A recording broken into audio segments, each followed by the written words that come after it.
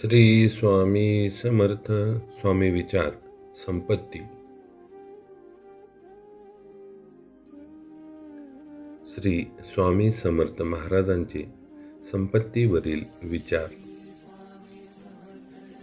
संपत्ती वाढली तरी विवेक वाढला नाही तर ती संपत्ती बंधन बनते.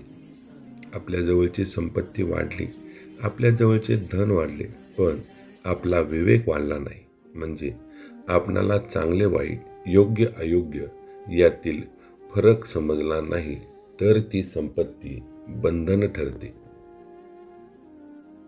ज्याच्या हातात पैसा आहे पण मनात दया नाही, तो खरा गरीब आहे.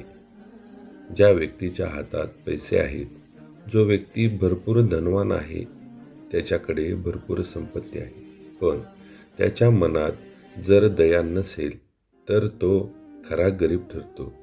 जगातील सर्वात गरीब तोच व्यक्ती ठरतो. म्हणून फक्त पैसा असून उपयोग नाही, तर मनात दया देखील असायला हवी.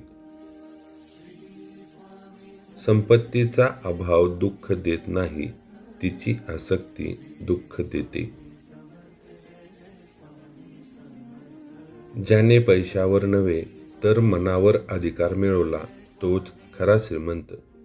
जो व्यक्ती पैशावर नव्हे तर मनावर अधिकार मिळवतो तोच खरा श्रीमंत असतो. संपत्ती मिळाली म्हणून माणूस मोठा होत नाही, तिचा उपयोग कसा करतो यावर त्याची मोठेपणाची ओळख ठरते. केवळ संपत्ती मिळून उपयोग नाही, तर तो व्यक्ती, तो मनुष्य त्या संपत्तीचा उपयोग कशा प्रकारे करतो यावर त्या व्यक्तीची मोठेपणाची ओळख ठरते.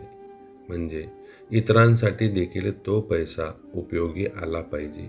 त्याच्याकडे असलेले धन केवळ त्याच्यासाठी नाही तर समाजासाठी सुद्धा उपयोगी ठरले पाहिजे, तरच तो व्यक्ती मोठा असतो. अन्यथा त्या व्यक्तीसारखा गरीब व्यक्ती कोणी नाही. संपत्ती साठवण्यात आयुष्य घालवू नका, सद्गुण साठवा. पैसा येतो जातो, पण लोभ मनात राहिला तर शांती निघून जाते. आपले संपूर्ण आयुष्य संपत्ती साठवण्यासाठी नको, तर सद्गुण साठवण्यासाठी खर्ची घाला. पैसा येतो जातो, पण जर मनात लोभ राहिला तर आपल्या मनात असणारी शांती, आपल्या आयुष्यामधील शांती, सुख, समाधान दूर निघून जाते. त्यामुळे पैशापेक्षा सद्गुण साठवा आणि शांती मिळवा. संपत्तीचा गर्व आला की अधपतन सुरू होतं. ज्याचं मन संतोषी आहे त्याला कमी कधीच पडत नाही.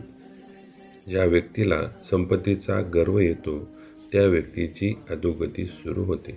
ज्या व्यक्तीचं मन संतोषी आहे, समाधानी आहे, त्या व्यक्तीला कधीच काही कमी पडत नाही.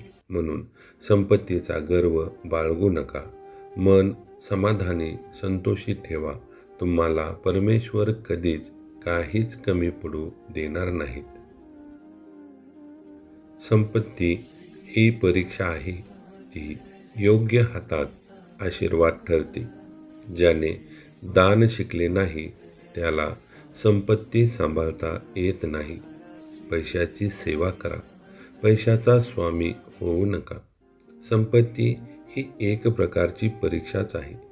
ती योग्य हातात असेल तर आशीर्वाद ठरते.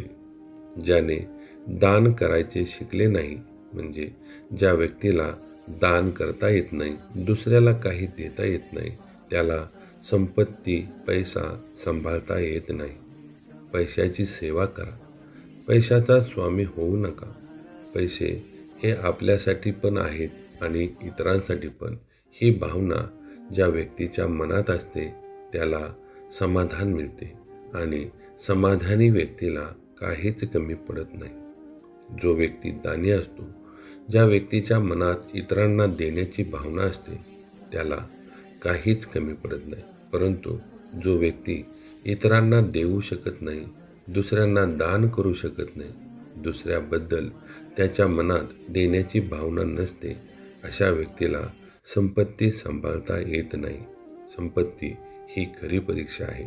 ती योग्य हातात असेल तर आशीर्वाद ठरते, अन्यथा त्या व्यक्तीचा विनाश व्हायला वेळ लागत नाही. म्हणून संपत्तीचा गर्व करू नका. संपत्ती ही आपल्यासारखी इतरांची पण आहे, याचे आपण भान ठेवायला हवे. इतरांची सेवा करा. संपत्तीचा उपयोग दुसऱ्याला देखील होऊ द्या. परमेश्वर, ईश्वर तुम्हाला काहीही कमी पडू देणार नाहीत. श्री स्वामी समर्थ.